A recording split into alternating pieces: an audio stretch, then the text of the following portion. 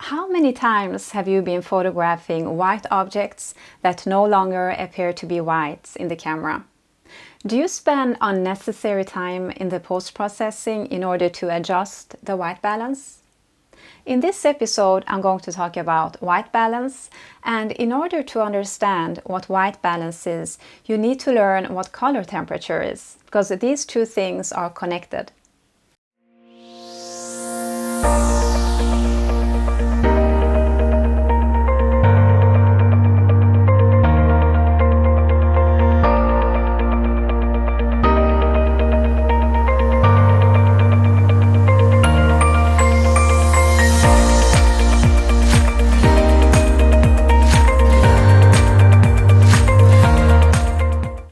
Hi, my name is Solly and welcome to my studio.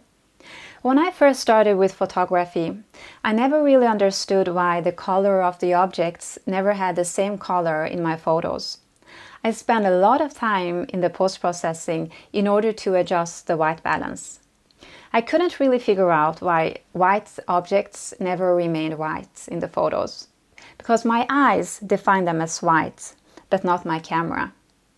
And that is why it's so important to understand what white balance is. And in order to understand what white balance is, we need to learn what color temperature is. Are you ready? First of all, color temperature has nothing to do with heat, as one might think. The word temperature can be a bit misleading. A light source can either be described as warm, neutral, or cool, and it's the description of these graduations that are defined as color temperature, and it's measured in Kelvin. As you can see here in the color temperature chart, the cooler or the more blue the light is, it has a higher degree of Kelvin, and the warmer or more yellow the light is, it has a lower degree of Kelvin. When you, for example, buy light bulbs for your lamp, you can choose between different color temperatures as they are marked with a specific range of Kelvin. In this chart, you can also see the Kelvin range for direct sunlight, cloudy sky, etc. And I'm going to talk about those very soon. Let's take this white bowl as an example. In the first shot, I used a cool light, and you can see the white bowl has a blue hint, whereas in the second shot, I used a warmer light source, and the bowl has a yellow hint. This clearly shows that the color temperature of the light is affecting what the camera captures. So what we see is not correctly recorded by our camera. Our eyes are more intelligent and they adjust automatically to the different color temperatures. And that's why it's so important that we tell our camera to use the correct color temperature. To capture white and true-to-life colors, the color temperature needs to be balanced with the opposite color. There are different ways to set the white balance, and I'm going to go through them one by one.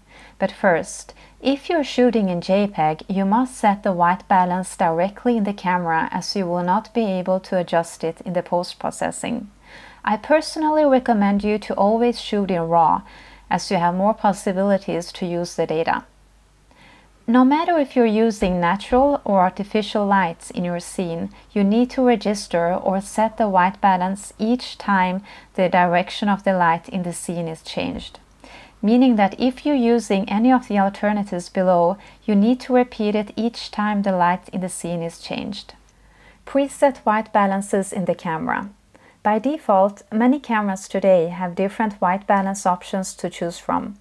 For example, as you can see, my Nikon Z6 has natural light, direct sunlight, cloudy, shade, incandescent, fluorescent, flash, and you can also choose the color temperature, but also create your own presets. Set up white balance manually. You can manually set the white balance in your camera by taking a close-up photo of an 18% gray card. Setting the white balance in the camera is very easy. Here I'm showing how it's done in my Nikon, and it shouldn't be very different from one brand to another. So first I click on the I button. Then I go to the white balance settings. Make sure the preset white balance is selected. Then click on Measure. The gray card has to cover the entire square in the camera so it can acquire the correct data. And that's it. Let's try and see how it works. This photo was taken with the auto white balance and the second photo with the preset white balance. As you can see, the photo with the preset white balance has a slightly warmer color temperature. Use a color temperature meter. A color meter is a tool to measure the color of light. It will provide you with the settings of the white balance of the particular scene you want to shoot. You can use the settings directly in your camera or in the post-processing. You can also use a color chart. Personally, this is the alternative I prefer to get true to life colors. A color chart compared to a gray card has more reference points and provide more precise colors. I'm using X-Rite's Color Checker Passport. There will be a whole episode dedicated to this card and how to use it, so I recommend you to watch it. Just like the gray card, you put it in the scene and take a photo of it. And in your editing software, you create a profile that you use for your photos taken in the same scene and same lighting conditions. This is the photo taken with auto white balance in the camera. And here you can see that with the Color Checker Passport profile, it has a slightly colder color temperature. This close-up shows you the difference side by side. To conclude, color temperature describes the graduation of a light source and is measured in Kelvin. In order to capture clear white and true-to-life colors, we need to balance the color temperature. And there are several ways in doing so. You can either do it directly in your camera, you can use a gray card, a color chart, or a color temperature meter. I hope you enjoyed this lesson and that you now feel confident in setting the white balance correctly. If you have any questions, you can just drop a comment to the video below. Thank you for watching, and I hope to see you soon.